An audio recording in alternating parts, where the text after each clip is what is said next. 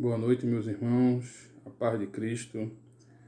Meu nome é Francisco Mesquita, sou presbítero da Igreja Evangélica Congregacional em Casa Amarela.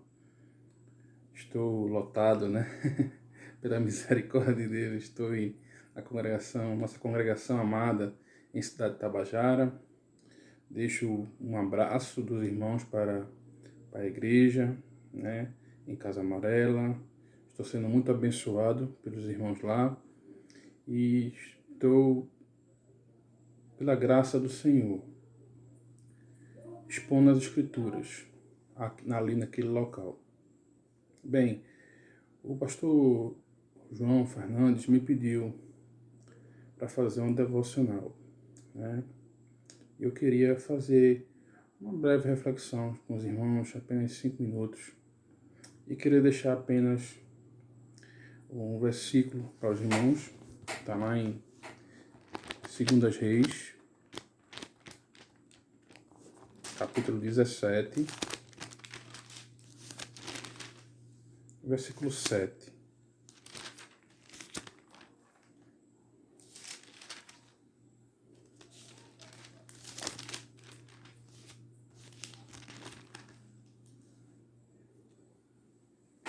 Na minha Bíblia, a porção começa com a seguinte frase: a causa do cativeiro. 2 Reis, capítulo 17, versículo 7. Tal sucedeu porque os filhos de Israel pecaram contra o Senhor, seu Deus, que os fizera subir da terra do Egito, de debaixo da mão de Faraó, rei do Egito, e temeram a outros deuses. Vou ler o versículo 8. Andaram nos estatutos das nações que o Senhor lançara de diante dos filhos de Israel, e nos costumes estabelecidos pelos reis de Israel. Versículo 9. Os filhos de Israel fizeram contra o Senhor, seu Deus, o que não era reto. Edificaram para si altos em todas as suas cidades, desde as atalaias dos vigias até a cidade fortificada. Versículo 10. Levantaram para si colunas e poste ídolos em todos os altos e outeiros, e debaixo de todas as árvores frondosas. Irmãos, a porção que acabei de ler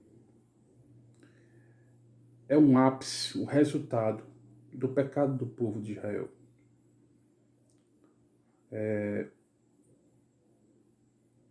O livro de 1 Reis e 2 Reis, ele expõe a continuação do trono de Davi.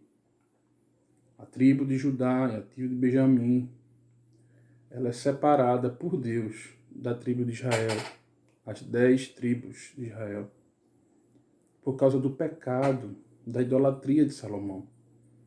Salomão, filho de Davi, já no final de sua vida, influenciado pelas mulheres que os rodeavam, pelos pactos e aliança de casamento com as filhas dos reis próximos a Israel. Ele peca, ele anda segundo o costume desses deuses. Se você ler 1 Reis, capítulo 11, versículo 33, você vai ver a idolatria de Salomão. E Deus, através do profeta Aias, ele fala que vai tirar o rei Salomão do trono, colocará o servo Jeroboão. Então, por causa do pecado de Salomão, as tribos se racham. Deus faz as tribos se racharem. O anel bíblico Henry Halley, ele fala que houve uma separação das 10 tribos que veio de Deus como um castigo pelo afastamento de Salomão e como lição para Judá. Então o reino ficou dividido. E descendência por descendência de Roboão e Judá, Jeroboão e Israel. Eles fizeram o que era mal diante do Senhor. Isso levou a um ápice, que foi a invasão dos assírios, os temíveis assírios. Eles levaram as 10 tribos de Israel cativas. E a causa desse cativeiro foi o pecado. Foi a idolatria. Foi a corrupção do culto. Foi, na pior das hipóteses, o desmerecimento do culto ao Senhor, o Deus da aliança, que começou com Jeroboão, que adorou a 2 bezerros e fez todo Israel adorar em Betel e Dan. Ele corrompeu o culto ao Senhor, ele sacrificou, ele colocou outros deuses, ele falou assim: eis os 2 bezerros, esses são os seus deuses que tiraram do Egito. Meus irmãos, Jeroboão deu início a uma descendência que, rei após rei, filho após filho, desonrou os estatutos de Deus, os mandamentos. E o ápice desse pecado foi o afastamento do povo de Israel da presença de Deus. O povo foi exilado. O povo foi levado cativo para longe do templo de Jerusalém. Meus irmãos, isso parece muito bem com a situação que nós estamos vivendo. O povo de Deus corrompe o seu culto. O povo de Deus vive em pecado. O povo de Deus é de dura cerviz, tanto foi na antiguidade como é hoje na dispensação da graça. Veja, nós somos um povo de dura cerviz. Não queremos cumprir o dia santo. Muitas vezes, na normalidade da nossa vida, sem esse coronavírus, nós, no dia santo, nós preferimos descansar em casa, ou ir a um campo de futebol, ou uma praia. Nós negligenciamos o dia do Senhor, o dia da oração. E hoje, nós estamos afastados da congregação dos santos. Hoje a situação para toda a humanidade é calamidade.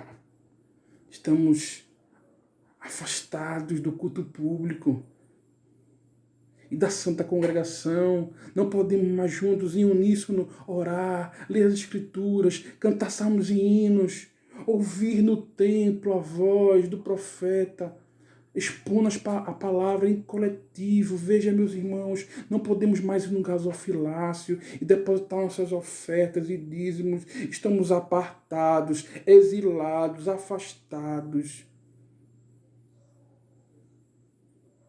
Podemos dizer, como salmista, no capítulo 42,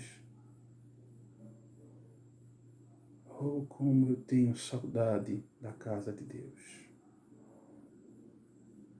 Quando levava os povos em procissão, gritos de alegria e de festa até a santa congregação. Estamos afastados, não podemos nos reunir. E o resultado, o principal resultado dessa situação vem de Deus. Ele virou a sua face de nós. Na bênção araônica, Arão devia abençoar o seu povo, resplandece o seu rosto sobre nós. O que acontece é que o rosto de Deus está apartado de nós. E essa expressão, rosto de Deus apartado, quer dizer que houve juízo. Está vindo o juízo de Deus sobre nós. Fomos exilados, afastados, apartados. Há um separamento social. A Santa Congregação não pode mais estar junta. Estamos cativos. Mas há uma esperança. A esperança é Cristo. A esperança de que essa praga que assolou o nosso arraial, ela vai passar. E de novo estaremos em uníssono, glorificando o nosso Deus. Israel foi levado cativo pela Síria. Judá, depois de 100 anos, foi arrasada e levada cativo por Nabucodonosor. Mas 70 anos depois, o Senhor, com mão forte, os trouxe de volta. O Senhor, com mão forte, os abençoou, os congregou de novo. Leia Neemias, leia Esdras, e você vai ver que o nosso Deus é Ele quem afasta, mas Ele mesmo quem atrai e quem congrega. Esse é tempo de arrependimento, meus irmãos. É tempo de nos arrependermos. É tempo de conhecermos a Deus. É tempo de lamentarmos os nossos pecados. É tempo de arrependimento. É tempo de conhecer a Deus. E só posso conhecer a Deus com a esperança da cruz de Cristo. O autor aos Hebreus vai dizer no capítulo 1 que Jesus Cristo é a expressão exata do ser de Deus. Este é tempo de conhecer a Deus em Cristo pelo Espírito Santo. O Deus Trino está dando a oportunidade de nós conhecê-los. E quando nós conhecê-lo, agarre essa oportunidade, meus irmãos. Conheça o seu Deus. Se arrependa dos seus pecados. Se arrependa no dia de domingo que você disse, eu não vou para o culto porque eu estou cansado. Se arrependa, meu irmão, porque agora você não pode ir para o culto. Você está afastado. Tenha saudade da Santa Congregação, dos louvores, dos salmos e hinos, dos sacramentos. Arrependa-se. Conheça a Deus. Porque um dia houve um vírus que afetou a humanidade, que afetou os nossos pais, Adão e Eva. E esse pecado foi transmitido a nós. Nós estávamos em Adão, pecando contra Deus. Mas aprove a Deus nos reunir novamente em Cristo Jesus. Que Deus te abençoe. Esse é tempo de aprendizagem. Esse é tempo de arrependimento. Mas também é tempo de esperança. Porque o cativeiro nos ensina, mas é momentâneo. O afastamento é momentâneo. E por mais que esse vírus leve a todos nós sabemos para onde iremos.